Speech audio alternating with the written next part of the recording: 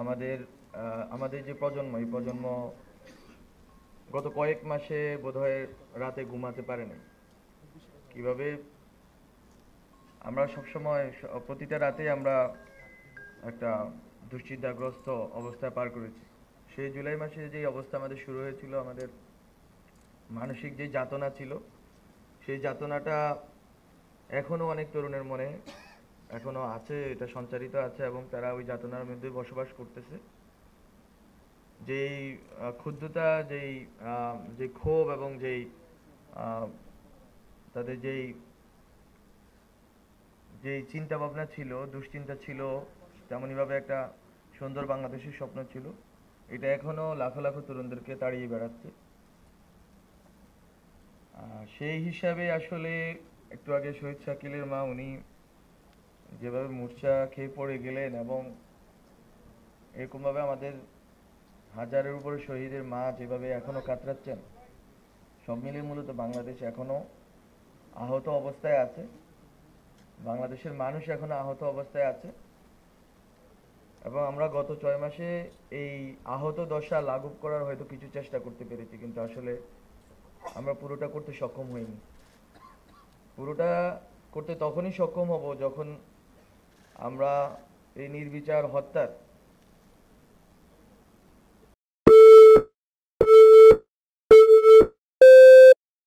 কারিগরদেরকে বিচারের কাঠগড়ায় করাতে পারবো এবং তাদের বিচার কার্য সম্পাদন করতে পারবো। তেমনিভাবে যেই শহীদরা, যেই তরুণরা এবং আমরা বাংলাদেশের আপামর যে জনগণ, শুধুমাত্র শহীদরাই নয় বরং আহতদের একটা বড় অংশ, কয়েক হাজার আহত, সরকারি হিসাবে 12-14 হাজার আহত আছেন, কিন্তু আমরা মনে করি যে প্রায় 1.5 লক্ষের মতো আহত আছেন সারা বাংলাদেশ জুড়ে, যারা হয়তো কিছু চিকিৎসা নিয়েছেন, হয়তো তাদের নাম লিপিবদ্ধ হয় নাই।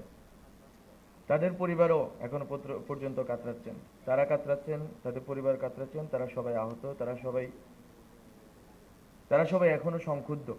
আমরা তাদের সংক্ষুব্ধতাকে অনুভব করি এবং সরকারের জায়গা থেকে আমরা মূলত বাংলাদেশকে স্থিতিশীল জায়গায় আনার জন্য আমাদের গত 6 মাসের যেই পরিশ্রম বা আমাদের যেই চেষ্টা, সেটা ছিল, কিন্তু আসলে সেই চেষ্টাকে যদি জনগণের যে আশা ছিল, বিশেষ করে এই বিচারের, এই শহীদ এবং আহতদের উপরে যে নির্বিচার গণহত্যা চলেছে তার বিচার, এবং তাদের যে স্বপ্নটা ছিল এই পুরো বাংলাদেশ জুড়ে মানুষের, সেই স্বপ্নটা ছিল সংস্কারের স্বপ্ন। সেই সংস্কারের ছিল মূলত এই পুরা দেশের যে রাষ্ট্রযন্ত্র নির্মাণ করেছিল হাসিনা, বিশেষ করে একটি একটি দলের, এক দল, এক দেশ এবং এক রাষ্ট্র, এক দল, এক দেশ, এক নেত্রী বা এক নেতা, এক রাষ্ট্র, এই মটো ধরে শেখ হাসিনা তার বাবার পদাঙ্ক অনুসরণ করে যেই রাষ্ট্র নির্মাণ করেছেন এবং তার বাবা যেখানে হোঁচট খেয়েছেন, তিনি সেই বাধাগুলো নির্মমভাবে দূর করেছেন। মূলত শেখ হাসিনা, শেখ মুজিব যেতটুকু করে যেতে পারেননি, তারই রেপ্লিকা অনুসরণ করে, ওই শাসন ব্যবস্থার রেপ্লিকা অনুসরণ করে উনি আসলে বাংলাদেশের জনগণের উপর নিপীড়ন চালিয়েছেন। আমরা হয়তো অনেকেই ভুলে যাই যে 72 থেকে 75 সালে যেই স্টাইলে বাংলাদেশের জনগণের উপর নিপীড়ন চালানো হয়েছিল, বিরোধী দলের উপরে নিপীড়ন চালানো হয়েছিল, সেই একই স্টাইলে শেখ হাসিনা বাংলাদেশের মানুষের উপর নিপীড়ন চালিয়েছে। তফাৎ আছে।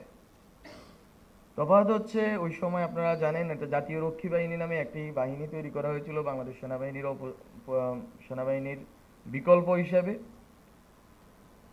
এবং মুক্তিযোদ্ধাদের মধ্যে বিভাজন তৈরি করে শেখ মুজিবই প্রথম বাংলাদেশে ফ্যাসিবাদের গোড়াপত্তন করেন এবং মুক্তিযুদ্ধের বিভিন্ন ওনার বিভাজনমূলক রাজনীতির কারণে মুক্তিযোদ্ধাদের মধ্যে অনেক ফ্র্যাকশন তৈরি হয়।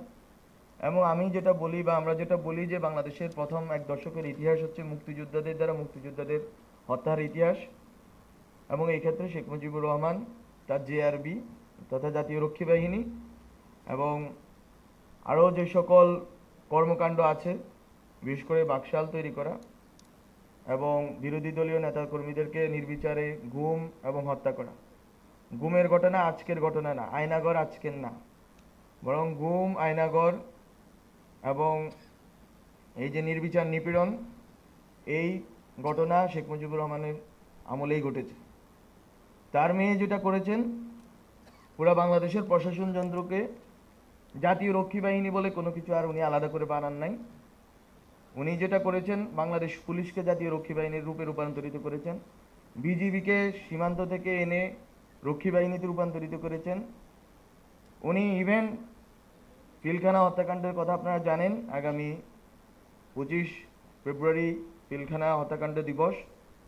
পিলখানা হত্যাকাণ্ডের মাধ্যমে সেনাবাহিনীর যে মোরেল আছে, এই দেশের স্বাধীনতা সার্বভৌমত্বের পক্ষে লড়াইয়ের যেই নৈতিক সাহস এবং নৈতিক ভিত্তি আছে, সেটাকে ভেঙে দিয়ে ইভেন সেনাবাহিনীকে উনি, ওনার বাবা যেটা পারেন নাই, বাংলাদেশের মুক্তিযুদ্ধ করা সেনাবাহিনী বাংলাদেশের মুক্তিযুদ্ধ করেছে, মুক্তিযুদ্ধের ভিতর দিয়ে বাংলাদেশের সেনাবাহিনী তৈরি হয়েছে। এই সেনাবাহিনীকে শেখ মুজিবুর রহমান কন্টামিনেট করতে পারেননি, কিন্তু শেখ হাসিনা কন্টামিনেট করেছেন। উনি এটাকে দূষিত করেছেন এবং এটাকে করাপ্টেড করে রেখে গেছেন। বলতো শেখ হাসিনাকে আমি মনে করি, অনেকেই বলে থাকেন ইতিহাসের শিক্ষা এই যে ইতিহাস থেকে কেউ শিক্ষা গ্রহণ করে না।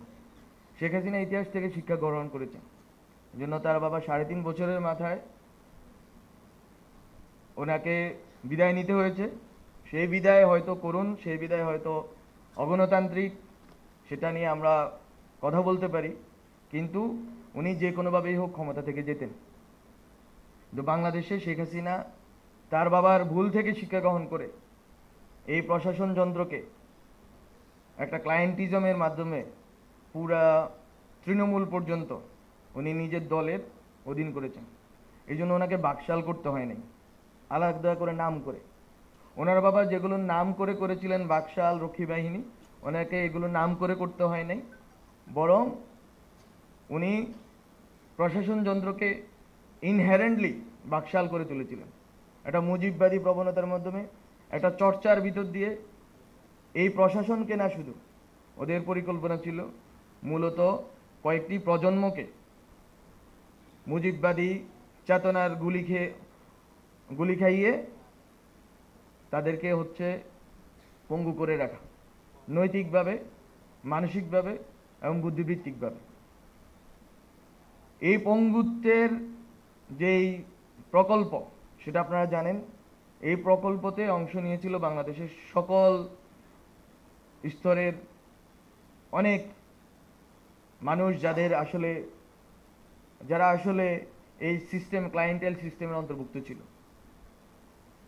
রাষ্ট্রের টাকা খরচ করে শেখ হাসিনা প্রশাসনে, পুলিশে এবং বিভিন্ন আইন শৃঙ্খলা বাহিনীতে এই আদর্শিক গুন্ডাদেরকে লালন পালন করতেন।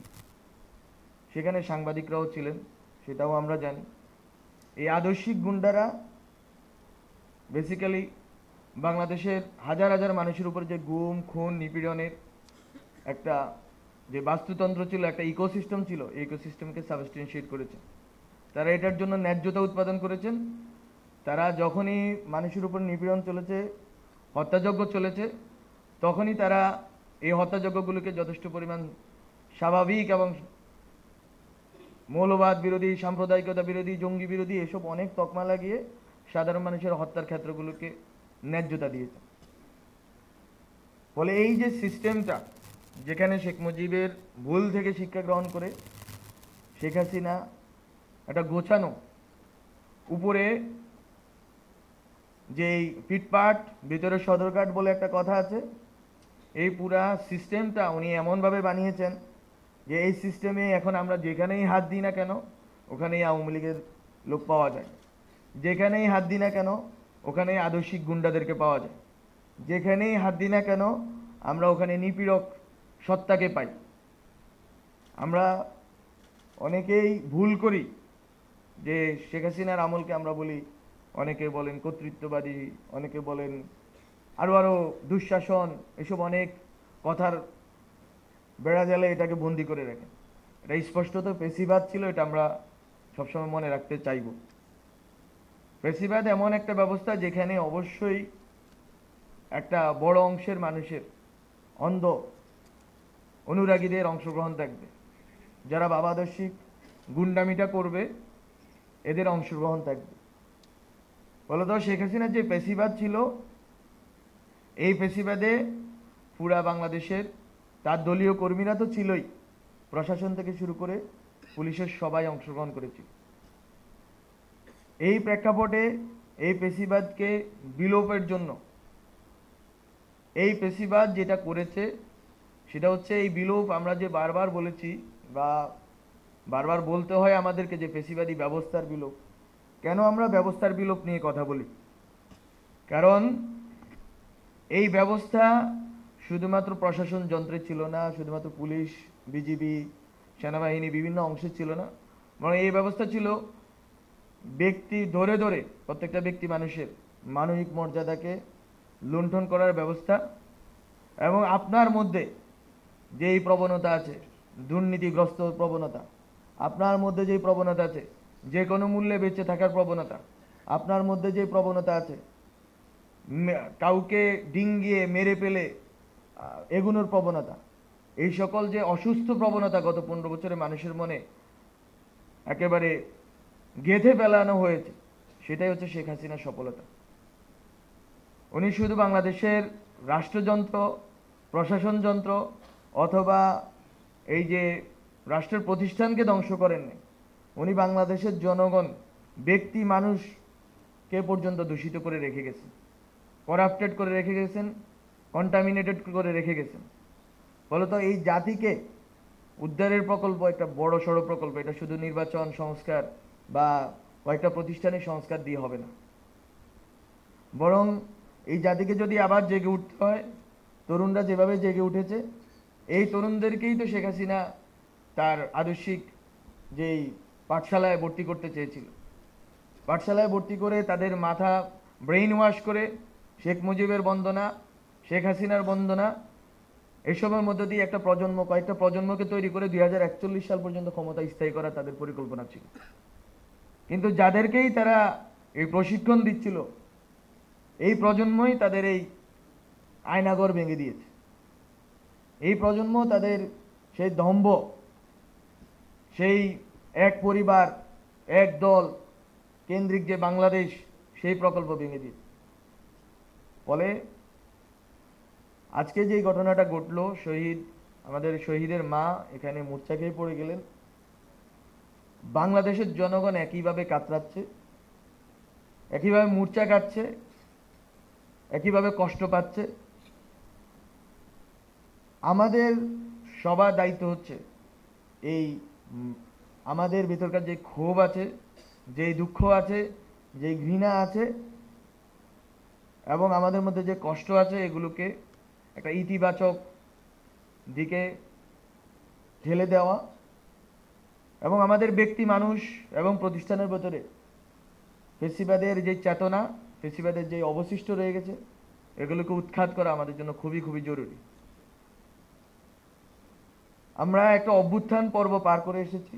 অভ্যুত্থান হয়তো বিপ্লবে রূপান্তরিত হয় নাই, সামগ্রিক সামষ্টিক রূপান্তর ঘটে নাই, কিন্তু আমরা সে অভ্যুত্থান পর্বের ভিতরেই আছি। অভ্যুত্থান পর্বে আমাদের ব্যক্তি মানুষকে পার্গেটরির ভিতর দিয়ে যেতে হবে। শেখ হাসিনা যেই মানুষটা তৈরি করতে চেয়েছেন, তরুণরা তাদের রক্ত দিয়ে, তাদের মাঠে লড়াইয়ের ভিতর দিয়ে সেই তাদের যেই দূষণ, তাদের যে আত্মার ভিতরে যে দূষণ শেখ হাসিনা তৈরি করেছিলেন, শেখ মুজিব শেখ হাসিনার মানে চেতনাকে ইনস্টল করে, সেই দূষণ থেকে আমাদের তরুণ সমাজ মুক্ত হয়েছে। এই দূষণ থেকে বাংলাদেশের 18 কোটি জনগোষ্ঠীকেই এই দূষণ থেকে মুক্ত হতে হবে। ফ্যাসিবাদের এই দূষণ, ফ্যাসিবাদের চেতনার দূষণ এবং ফ্যাসিবাদের চেতনার যেই কাঠামো আছে, একটা হচ্ছে ব্যক্তির ভিতরে, আরটা হচ্ছে সিস্টেমের ভিতরে, এই দুটা থেকে আমাদেরকে মুক্ত হইতে হবে।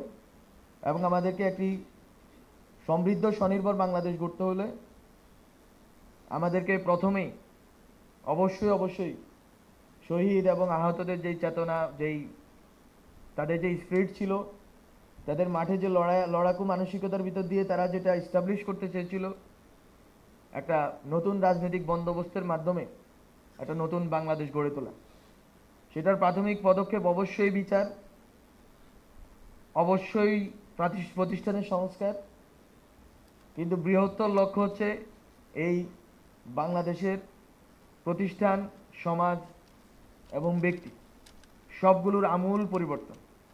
সেই আমূল পরিবর্তন কিন্তু 1-2 দিনে, কয়েক মাসে সম্ভব না, বরং এটা সমাজের মধ্যে এক ধরনের বোধের জন্ম হতে হবে। যে বোধ থেকে তরুণ সমাজ লড়াইটা লড়েছে, আবু সাঈদ গুলি বুকে নিয়েছে, সেই বোধ বাংলাদেশের সকল মানুষের মনে জারি করতে হবে। এবং ওই বোধ থেকে আমরা যে চৈতন্য পাব, ওই চৈতন্যের ভিত্তিতে যে প্রতিষ্ঠান এবং ব্যক্তি এবং সমাজ সংস্কার সংগঠিত হবে, তার ভিত্তিতে নতুন বাংলাদেশ গঠিত হবে। এবং এই ক্ষেত্রে আমি মনে করি এখানে তারুণ্যের উৎসব এবং এই যে আমাদের স্মৃতি জাগরুক রাখার যেই প্রক্রিয়া আমরা অংশ নিচ্ছি, এখানে প্রাতিষ্ঠানিকভাবে উদ্যোগ নেওয়া হচ্ছে, অনেকেই ব্যক্তি উদ্যোগে করছেন ডকুমেন্টেশন করা। শেখ হাসিনার দীর্ঘ 1.5 দশকের যেই নিপীড়ন, যেই পেশিবাদী দুঃশাসন, তাকে ডকুমেন্টেশনের আওতায় আনা এবং পপুলার মেমোরিতে, পাবলিক মেমোরিতে এটাকে অলওয়েজ, এটাকে সার্বক্ষণিক, এটাকে জারি রাখা, এটা আমি মনে করি খুবই খুবই গুরুত্বপূর্ণ। কারণ আমরা খুবই বিস্তৃতিপরায়ণ জাতি, আমরা খুব দ্রুতই ভুলে যাই যে আমাদের উপরে কি ঘটে গেছে, এবং আমরা খুবই বিজনেস অ্যাজ ইউজুয়ালে ঢুকে পড়েছি গত 6 মাসে। আমাদের একটা অংশ, আমরা তরুণরা হয়তো সংক্ষুব্ধ, আমরা তরুণদের হয়তো এখনো ওই ক্ষোভ, রাগ এবং দুঃখ যায়নি, কিন্তু একটা বাংলাদেশের একটা বড় অংশের মানুষ আবারও বিজনেস অ্যাজ ইউজুয়ালে ঢুকে পড়েছে। আমরা চাই না বাংলাদেশের মানুষ বিজনেস অ্যাজ ইউজুয়ালে ঢুকে পড়ুক। আমরা চাই এই ক্ষোভ, এই দুঃখ, এই কষ্ট থাকুক, এই নেতিবাচক যে আমাদের শক্তি আছে, এনার্জি আছে, সেটা থাকুক, সেটাকে আমরা দেশকে নতুনভাবে গড়ে তোলার এবং সংস্কার করার, ব্যক্তি, সমাজ এবং রাষ্ট্রকে সেই খাতে কাজে লাগে।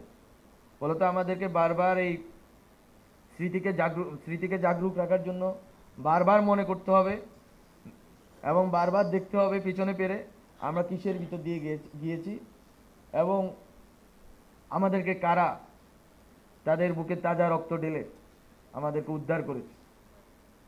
যে মানুষগুলো রক্ত দিয়ে গেছে, আমরা তো মনে করি তারা অনেক সাহসী এবং তারা অনেক সৌভাগ্যবান।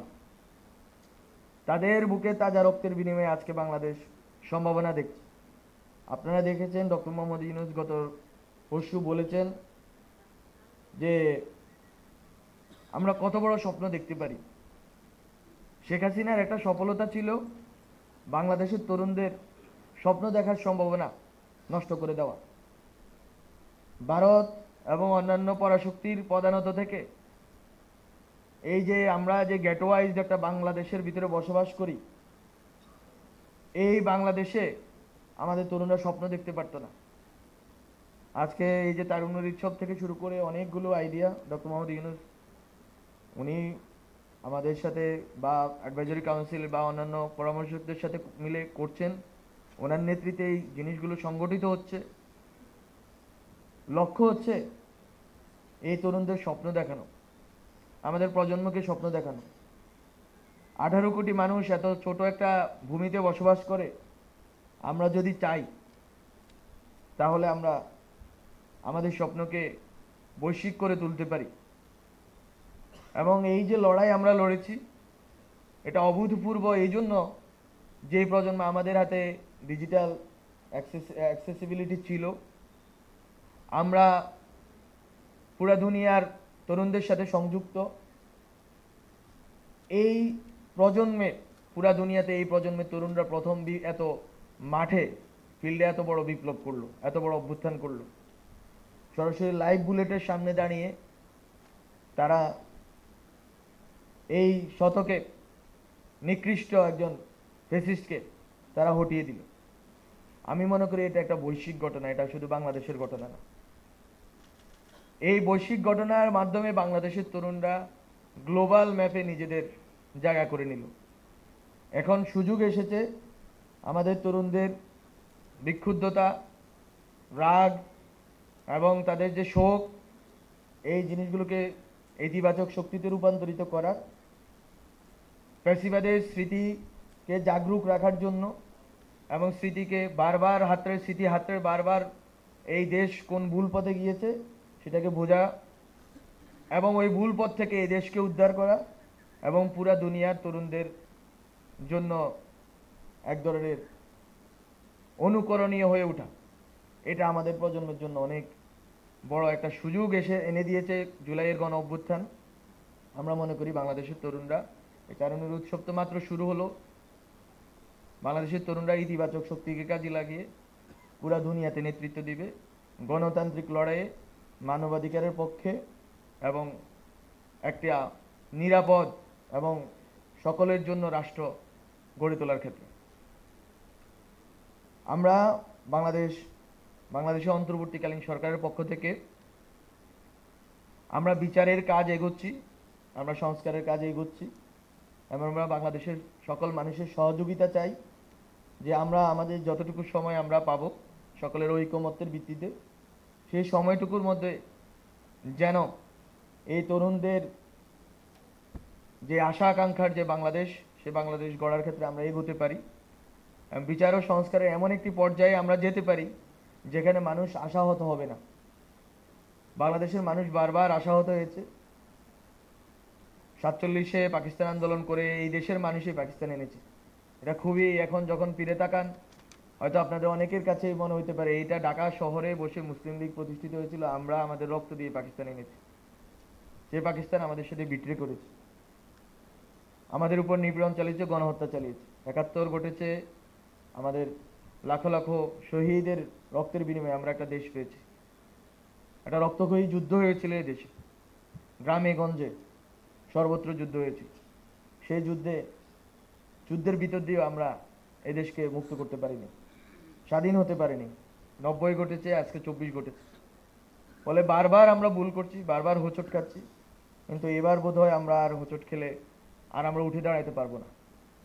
কারণ এবারে যে তরুণ জনগোষ্ঠীর যেই অংশ, আমাদের ডেমোগ্রাফিক ডিভিডেন্ডের কারণে এই অংশ 2040-50-এর দশকে গিয়ে এটা মাইনাস যখন হয়ে যাবে আমাদের জন্মহার, তখন একটা বড় অংশের মানুষ আমরা বার্ধক্যে পরিণত হব এবং তখন আসলে আমরা এই রাষ্ট্রকে গড়ে তোলার আর কোনো সুযোগ পাবো না। ফলে আমরা যে সুবর্ণ সুযোগটা পেয়েছি একটা রক্তক্ষয়ী অভ্যুত্থানের ভিতর দিয়ে, সেই সুযোগকে আমাদের কাজে লাগাতে হবে। ব্যক্তি, সমাজ এবং রাষ্ট্রকে পুনর্গঠিত করতে হবে এবং বাংলাদেশের তরুণ সমাজকে বৈশ্বিকভাবে নেতৃত্ব দিতে হবে। এই আকাঙ্ক্ষা ব্যক্ত করে আমি আমার বক্তব্য শেষ করছি। শহীদ এবং আহতদের গভীর শ্রদ্ধার সাথে স্মরণ করে আপনাদের সবাইকে ধন্যবাদ জানিয়ে শেষ করছি।